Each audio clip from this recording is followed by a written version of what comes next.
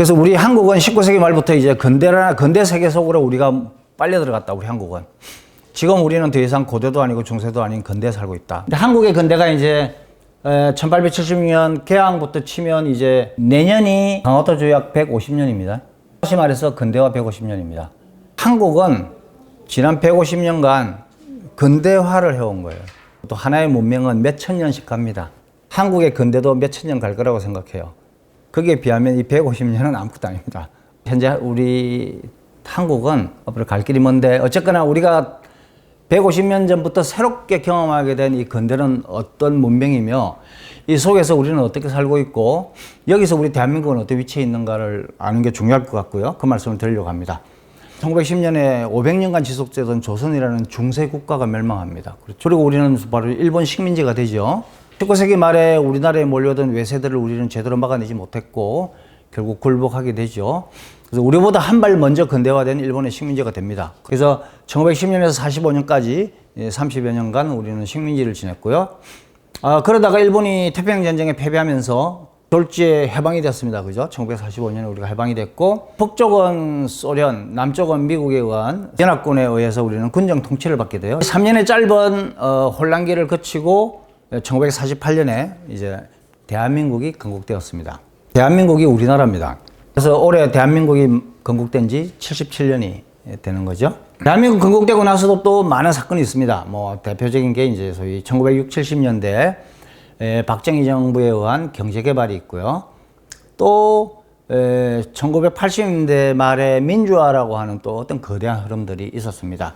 지난 150년간 한국 근대사를 수놓은 굵직한 사건들, 뭐 하나하나 너무너무 중요하지만 오늘은 이제 조금 지금을 기준으로 말씀을 드리겠습니다. 한국이 서양의 근대, 세계화된 문명인 근대를 마주하면서 겪었던 사건들이고요. 근데 이제 한국 근대는 어쨌든 우리가 근대 문명의 본산이 아니잖아요. 그죠? 우리가 근대 문명의 중심은 아닙니다. 우리는 주변이에요, 주변.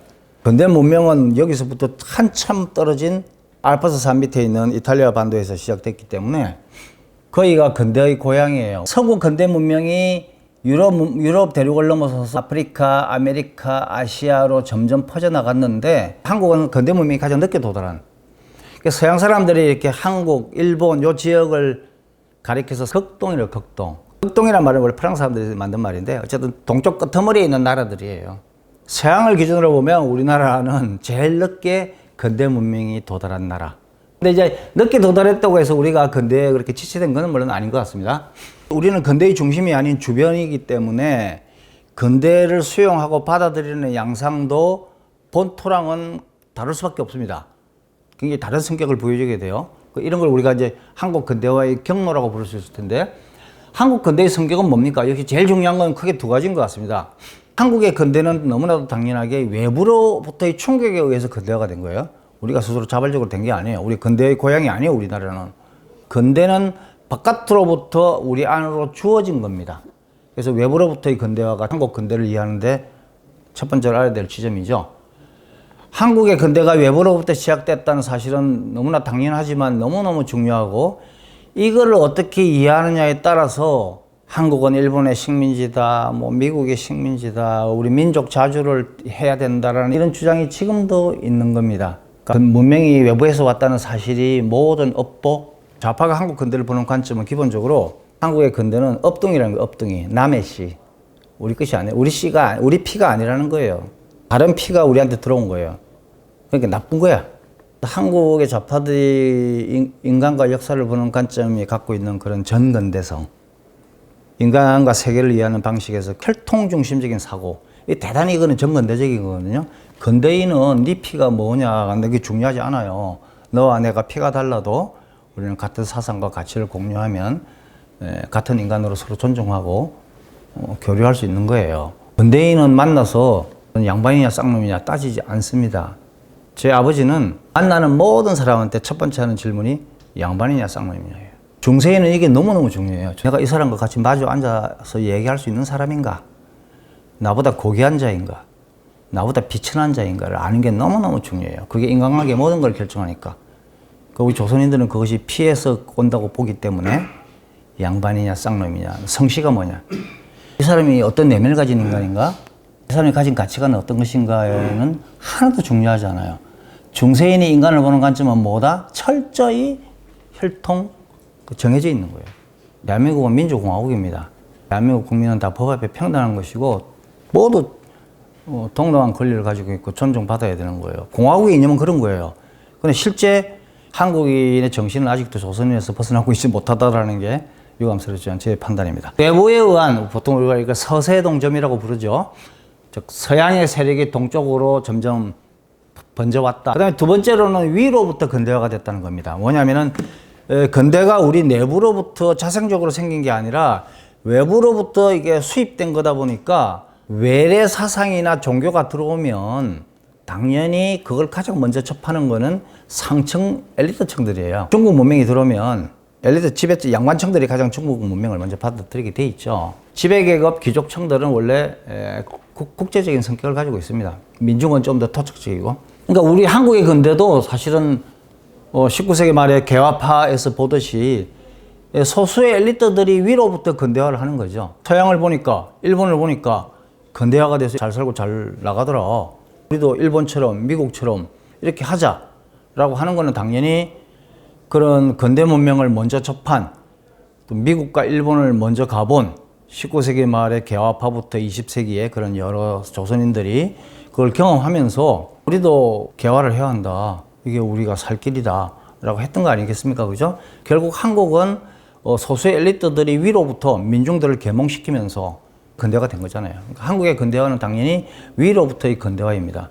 그래서 어쨌든 외로부터의 근대화, 위로부터의 근대화가 저는 한국 근대화를 이해하는. 그러니까 저는 이걸 머리에서 잊으면 안 된다고 생각해요. 우리 한국의 근대는 이렇게 시작되었다는 사실을 알아야 왜 우리가 그때 그럴 수밖에 없었는지, 왜 한국의 근대화가 그렇게 또 그칠 수밖에 없었는지, 왜 한국의 근대화가 엘리트와 민중들 사이에 그런 서로 다른 충돌 같은 게 있을 수밖에 없었는지를 이해할 수 있다고 봅니다. 우리는 그랬지만 서구의 근대는 내부로부터 대체로 세계사에서 서양의 근대가 어떻게 발생했느냐에 대해서 여러 가지 설명이 있습니다만 대체로 서양의 근대는 중세 말기에 중세 국가들이 발생하고 도시라고 하는 것이 상공인들이 만들어지면서 소위 상업 경제가 조금씩 활성화되고 경제가 발전하면서 소위 상공인들이 이제 점점 권력을 갖게 되는 상공인이라는 게 내가 부르주아잖아요. 서양의 근대라는 거는 부르주아가 지배계급이에요. 그러니까 서양의 부르주아들은 원래 상공인 계급입니다. 장사를 하는 사람들, 물건 만들어 파는 사람들이거든요. 근데 이 사람들은 처음에는 이제 경제적인 계급이었지만 점점 이들이 이제 권력을 발전하면서 권력을 갖게 되고 어느 계급이 힘을 갖게 된다는 얘기는 자신들에게 맞는 정치적인 요구를 하게 되는 거예요. 결국은 자기들에게 맞는 국가를 세우게 되는 거죠. 그죠? 중세 국가는 원래는 기독교 계급이 지배하는 거예요, 중세는. 또 하느님의 이름으로 교황을 비롯한 소수의 신정 계급과 귀족 계급들이 지배하는 구조가 중세라는 국가입니다, 유럽에.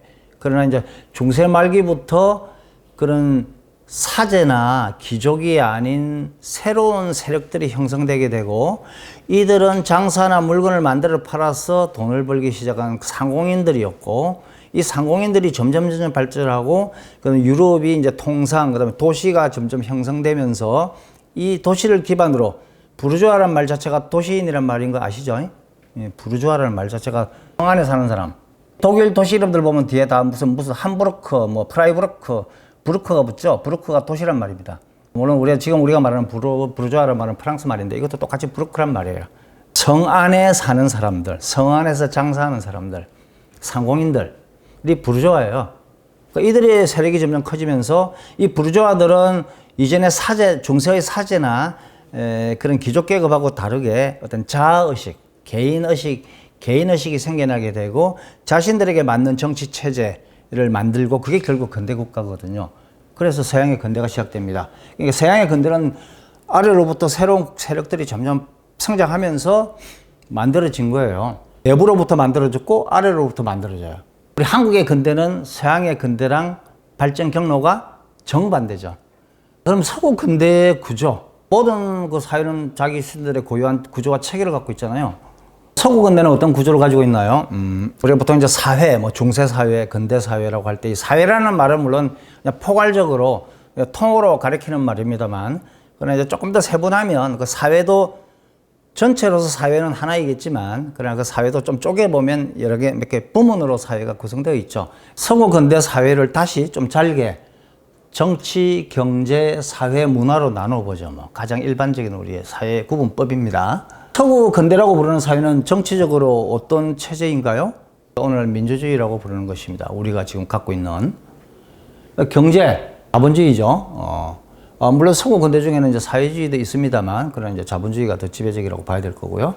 서구 근대의 주체는 부르주아고, 부르주아들이 상공인이라고 말씀드렸잖아요. 그들의 삶의 방식은 자본주의 시장 경제예요. 정치는 민주주의, 경제는 자본주의야.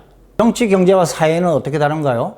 간단히 말하면 정치는 권력의 문제입니다. 그죠? 정치라고 하는 것은 우리 인간은 세상에서 어떻게 권력을 생산되고 배분할 것인가의 문제예요. 대통령 선거를 해서 한 사람한테 우리 국민의 대표권을 몰아줄 거냐, 국민의 대표자로 뭐 국회의원 300명 뽑을 거냐, 뭐 이런 것이 이제 정치 행위죠. 정치는 권력의 생산과 분배를 결정하는 행위가 정치입니다. 우리 대한민국은 민주주의 국가이기 때문에 우리 대한민국의 권력을 어떻게 분배할 것인가를 주권자인 국민이 이 투표 뭐 등등 여러 가지 방식으로 다수결에 의해서 결정합니다. 그래서 우리 대한민국은 민주주의 국가입니다. 경제의 키워드는 뭐겠습니까? 재화죠, 뭐, 그죠? 정치가 권력의 문제라면 경제는 재화의 문제입니다. 재화라는 건 우리가 살기 위해서 가지고 있는 욕구를 해소하기 위한 여러 가지 유무형적인 서비스들을 우리가 재화라고 합니다. 그죠? 우리 인간이 삶을 영위하기 위해서 필요로 하는 여러 가지 물질들, 뭐, 서비스들이 재화죠. 재화와 용역이라고 경제학에서는 부르는데, 그것들을 어떻게 만들어내고 어떻게 분배할 것인가가 경제 문제 아니겠습니까? 뭘 해서 돈을 벌지, 뭘 해서 먹고 살지, 뭐, 이런 거. 근대 사회는 어떻습니까? 자본주의 체제잖아요. 조선시대 상당 부분은 선물 경제예요. 선물 경제라는 건 글자 그대로 선물을 준다는 것처럼 재화를 교환하는 방식이 돈 주고 사는 방식이 아니에요. 조선이라는 나라는 시장 경제가 발달하지 않은 나라입니다. 조선의 민중들은 농사를 짓고 하면 다 세금을 내야 돼, 세금을. 농작물을 내기도 하고 지역 특산물을 내기도 하고 군역을 대신해서 뭐 배를 몇 필 내야 되기도 하고요. 오로지 조선의 백성이라는 이유 하나만으로 나라에 바치는 거예요, 그냥. 조선시대에는 시장 경제가 거의 없었다고 보면 되고요. 경제는 재화의 생산과 분배의 문제를 다뤄요. 자, 그럼 사회라고 하는 거는 뭐죠, 사회? 근대 사회에는 네 토막으로 나눌 수 있다고 했는데, 사회라고 하는 거는 두 사람 이상이 모여 사는 걸 사회라고 하잖아요. 복수의 인간이 함께 모여 사는 게 사회입니다.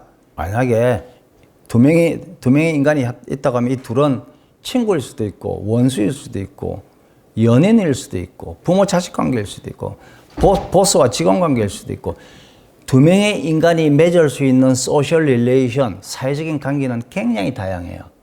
그 둘이 어떤 관계를 맺고 있느냐가 사회입니다. 그래서 사회는 객관적 실체가 아니고 인간들이 맺고 있는 관계 또는 뭐 상호작용이라고도 합니다. 그게 사회예요. 사회 자체는 눈에 안 보여요. 길거리에서 만나는 사람들과의 관계, 또 지하철 속에서 사람들, 나이 많은 사람이 젊은 사람을 보고 여보게라고 부르는든가 그런 행위들을 하는 것들이 그 자체가 사회예요. 그러니까 사회는 사회 구성원들 간의 상호작용입니다. 근대라고 부르는 사회를 이루고 있는 인간들은 서로 어떤 관계를 맺고 있을까요? 개인적인 관계를 맺고 있죠. 그래서 프랑스 같은 나라, 프랑스 인구가 한 6천만 명 되는데 6천만 명의 프랑스 사람들, 그 중에는 뭐 아버지도 있고 자식도 있을 거고 연인도 있을 거고 뭐 회사 사장도 있을 거고 직원도 있을 거고 뭐 여러 종류의 사람들이 있을 거라고요. 그렇지만 근대 사회라고 하는 거는 그가 어떤 종류, 어떤 신체적, 지적 특성을 갖고 있던 간에 기본적으로 평등한 개인이라는 걸 전제하는 겁니다. 즉 사회는 자유롭고 평등한 개인들 간의 관계라고 보는 게 개인주의예요. 관계를 맺는 방식은 사회마다 굉장히 다르고요. 근대 사회는 남자든 여자든 부자든 가난한 사람이든 정상인이든 장애인이든 일단 네가 뭐든 간에 너와 나는 평등하다가 전제되어 있어요.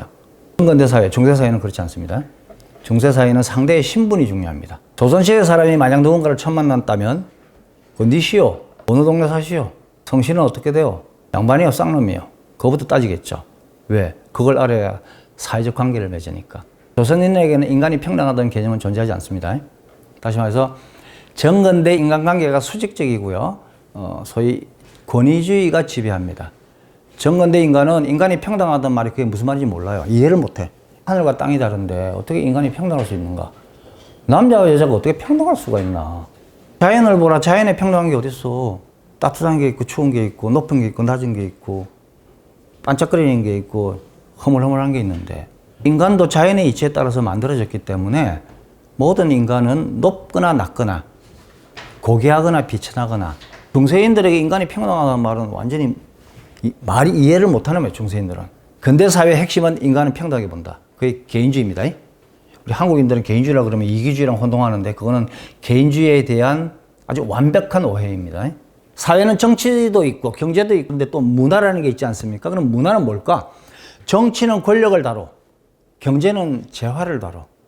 사회는 인간들이 맺고 있는 관계의 문제야. 문화는 뭘까요? 문화는 무엇이 키워드일까요? 저는 문화는 그 의미의 문제라고 봅니다. 의미. 우리 인간은 내가 아무리 부자고 내가 대통령이고 바당발 인맥이고 그래도 결국 중요한 게 뭐예요? 그래서 내 삶의 의미는 뭐야? 이게 중요하지 않아요? 인간은 어쨌든 동물이 아니기 때문에 의미를 추구하는 존재잖아요. 인간의 모든 행위에는 의미가 들어있습니다. 의미가. 우리는 고개를 가로로 저으면 이게 부정, no라는 뜻이야. 근데 어떤 문화권에서는 고개를 가로로 젓는 게 yes야. 객관적인 행위로 보면 똑같은 운동이야. 똑같은 운동. 근데 어떤 문명권에서는 미닝이 달라. 이게 문화의 문제잖아요. 한국 사람들은 헤어질 때 이게 빠이빠이 이렇게 하는데 어떤 문화권에서는 이게 어서 오라는 뜻이야. 이런 걸 우리가 뭐라고 해요? 문화가 다르다. 동일한 행위가 이 사회에서는 이런 의미를 갖고 있는데 저 사회는 저런 의미를 가지고 있어. 이게 문화거든요. 그러니까 문화는 의미의 문제입니다. 근대라고 부르는 사회는 정치적으로는 민주주의, 권력을 골고루 배분하자. 경제적으로는 자본주의, 네가 필요한 거 있으면 돈 주고 살아. 사회적으로 개인주의, 모든 인간을 너랑 똑같이 평등하게 대하라. 이게 근대사회의 원리거든요. 그럼 근대인들은 문화, 내 삶은 의미 있었어. 의미에 충만했어. 근대인에게 의미 있는 삶은 어떤 걸까요? 여러 가지가 될 수 있겠지만 저는 합리주의라고 봅니다. 합리주의는 뭐 문화를 넘어서는 이제 합리주의 자체가 정치, 경제, 사회를 다 관통하는 사상이기도 한데 좀 간단히 여기서 문화로만 좀 한정하면 합리주의라고 하는 거는 흔히 말하는 자아실현, 셀프 리얼라이제이션. 근대인에게 의미 있는 삶은 내가 나답게 사는 거예요. 그게 삶의 어떤 합리성이에요. 근데 조선시대 사람들에게 나답게 산다라는 거는 그런 개념 자체가 존재하지 않죠. 조선시대 사람에게 my life라는 말은 이해가 되지 않는 말이에요. 모든 조선시대 사람들에게 나의 삶은 뭡니까? 집단의 일원이에요. 나의 삶은 시작부터 끝까지 가문의 영광을 떨치기 위해서 사는 거예요. 그게 입신양명입니다. 부귀다남, 돈 많이 벌고 아들 많이 낳고. 조선인들의 삶의 가치관을 12글자로 그냥 딱 정의 내릴 수 있습니다. 입신양명. 공부해서 과거 해가지고 벼슬해서 이름을 날리는 거. 부모님과 조상의 이름을 영광스럽게 하는 거. 부귀다남. 돈 많이 벌고 아들 많이 낳는 거. 그 다음에 수복강령. 오래 살고 건강한 거. 인간의 존엄이란 개념은 존재하지 않습니다. 여기서는. 근대인의 삶에서 가장 가치 있는 삶은 자아실현이에요. 자아실현이란 뭐예요? 너의 정신 영역에서 의미 있다고 생각하는 것들을 이 삶을 통해서 실천하는 거예요. 그게 셀프 리얼라이제이션입니다. 중세인과 근대인의 차이를 아시겠습니까? 중세인에게 나는 집단의 일원이야. 근대인은 너는 너의 삶을 실현해. 그게 의미 있는 삶이야. 왜냐하면 근대인은 개인이니까요. 서구 근대인은 구조를 가지고 있고요. 그리고 사회 각 영역이 상대적 자율성을 가지고 있습니다. 서구 근대는 정치 영역도 있고 경제 영역도 있고 사회 문화 영역이 있는데 그러나 이들이 너무 무관하지는 않지만 정치가 바로 문화를 결정하거나 경제가 사회와 직접 연결되어 있지는 않아요. 사회 각 영역이 상대적 자율성을 가지고 있다. 상대적 자율성을 가지고 있다는 얘기는 좀 따로 논다는 얘기죠. 그만큼 또 독자성이 있다. 그런 의미입니다. 우리 한국이 근대라고 얘기했죠. 오늘날 우리가 살고 있는 이 대한민국은 근대화된 결과이다. 우리 한국 사회에서 근대라는 세계 문명에 우리가 편입된 결과이다라고 말씀드렸죠. 근대에 편입된 우리 한국 사회는 어떨까요? 아무튼 카피는 원본과 똑같지 않습니다. 카피한 거는 원본하고 같은 것도 있지만 다른 점도 있어요. 쉽게 말하면 동일성과 차이가 있다는 것입니다. 대한민국이 어떤 나라인가? 서구 근대와 동일성과 차이를 통해서 저는 알 수 있다고 생각해요. 한국은 서양의 근대와 어떤 면이 같은가? 그리고 또 어떤 면이 다른가? 이걸 모르고 우리가 무조건 서양의 근대를 기준으로 삼아서도 안 되고 또 서양의 근대와 아무 상관없이 마치 우리 민족끼리 뭐 독다른 우리의 세계가 있다고 생각하는 것도 저는 착각이라고 생각해요. 그래서 이게 저는 제일 핵심이라고 보는데요. 대한민국의 정치는 분명히 민주주의입니다. 그렇긴 하지만 제가 볼 때 한국의 민주주의를 수준을 그렇게 높다고 말하기는 어렵습니다. 그럼에도 불구하고 근대 민주주의라고 하는 최소한의 그거는 아직까지는 지켜지고 있다고 보고요. 경제. 우리 대한민국의 경제 구조는 뭐죠? 사적 교환에 의한 자본주의 경제입니다. 자본주의를 긍정하고 긍정하느냐 부정하는 거는 그건 뭐 사상의 자유인데 어쨌든 현실은 우리는 자본주의 사회입니다. 그리고 사실은 대한민국의 자본주의는 상당히 발달한 자본주의죠. 거의 세계 탑 클래스의 굉장히 적어도 우리 한국을 이루고 있는 경제 여러 분야 중에서는 가장 고도로 발달한 분야가 경제 영역이라고 봅니다. 정치적으로 민주적이고 경제적으로 자본주의인 한국 사회는 어떤 인간관계를 맺고 살아갈까요? 영국, 독일, 프랑스 사람들처럼 모든 한국인들은 자유로운 개인, 독자적이고 자유로운 개인으로서 평등한 관계를 맺으면서 살아가고 있나요? 근데 한국인은 사회적으로는 저는 조선시대 사람과고 거의 다르지 않다고 생각해요. 여전히 현대 한국인들은 처음 만나면 뭐 학번이 몇이에요? 뭐 나이가 몇이에요? 수직적인 사회에서 상대를 대하기 위해서는 그의 위치를 알아야 돼요, 좌표를. 얘가 X축, Y축에 어디에 있는지. 개인주의 사회는 그런 거 안 따져요. 저는 한국 사회 집단주의라고 봐요. 문화 비합리주의예요. 끊임없는 비교. 뭐 요즘 우리 언론 보면 많이 나오죠. 질시, 비교, 평균 올려치기. 대한민국 사람 직장인들 평균 연명 3천밖에 안 되는데 뭐 5천은 돼야 된다는 둥. 실제로 안 그런데. 평균 올려치기 문화. 평균 올려치기 문화라는 건 결국 자신보다 약자를 무시하는 그런 비합리적인 문화죠. 예. 뭐 이게 저는 한국 근대의 구조가 이거라고 봅니다. 이게 제일 저는 중요해요. 그러니까 다시 말하면 저는 대한민국 사회를 정치 경제는 근대화됐지만 사회 문화는 근대화되지 못한 전근대 사회라고 봅니다. 반은 근대화되는데 반은 근대화되지 않아서 이게 나는 한국 근대, 대한민국의 민낯이라고 보고요. 저는 이 논의를 제외한 어떠한 대한민국의 정치, 경제, 사회, 문화 논의도 무의미하다고 생각해요. 한국의 현실에 기반하고 있지 않기 때문에. 이종모순 결합이라고 부르는 것은 바로 이겁니다. 정치, 경제는 근대인데 사회, 문화는 전근대야. 서로 종류가 다르죠. 대한민국이라는 나라는 근대라는 종류와 전근대라는 서로 이질적인 종류가 지금 결합되어 있는 지금 저는 한국이라고 봅니다. 저의 대한민국과는 이것입니다.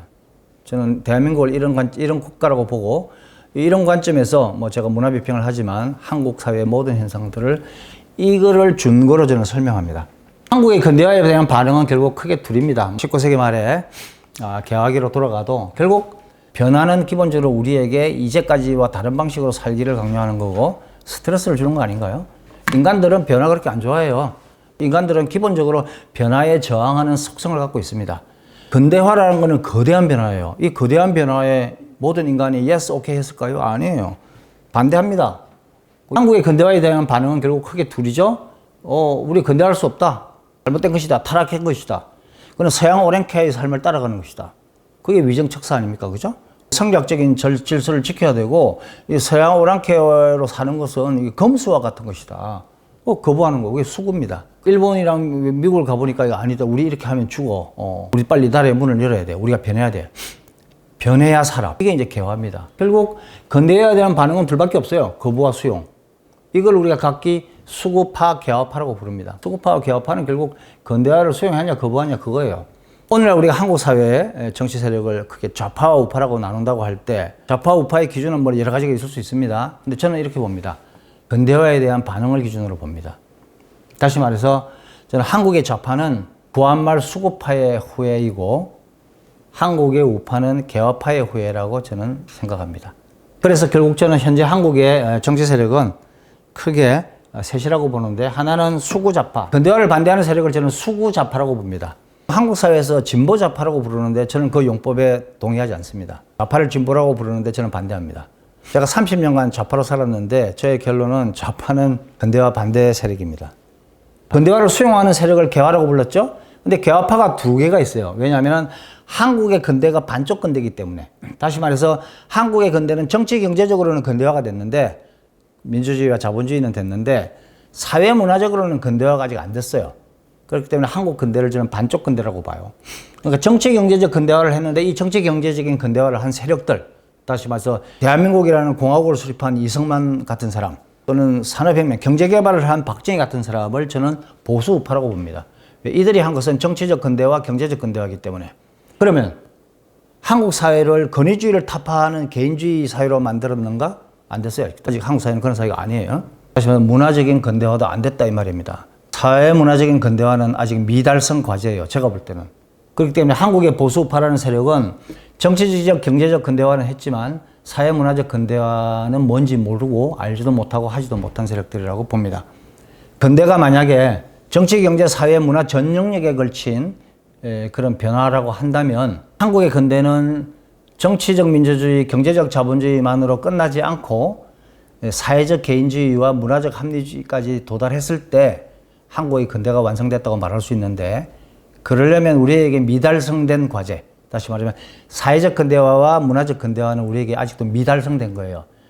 이것까지 마저 달성해서 한국의 근대를 완성하자라고 하는 세력들이 있다면 저는 그들을 진보우파 또는 혁명우파라고 부르고자 합니다. 저는 좌파를 수구 세력이라고 봅니다. 근데 우파가 있긴 있는데 우파를 다시 둘로 나눠요. 보수우파와 진보우파로. 진보우파는 한국에 있느냐? 없죠. 앞으로 만들어져야 되는 세력입니다. 대략 제가 현재 한국 사회를 보는 관점은 이렇습니다. 강의 처음에 말씀드렸듯이 대한민국을 보는 저의 관점은 근대 문명이라는 관점에서 본다는 말씀을 드렸습니다. 그렇기 때문에 한국의 정치 세력을 보는 관점도 저는 근대에 대한 반응에 따라서 구분을 한 것입니다. 그에 따르면 현재 대한민국의 정치 세력은 제가 볼 때 크게 셋인데, 수구좌파, 보수좌파, 진보우파. 그리고 수구좌파와 보수우파가 이 둘이 지금 계속 싸우면서 정권을 교체하고 있죠. 진보우파는 제가 볼 때는 거의 없다. 그러나 앞으로 진보우파가 생겨나야지 대한민국이 새로운 단계로 진입할 수 있다는 게 제 생각입니다.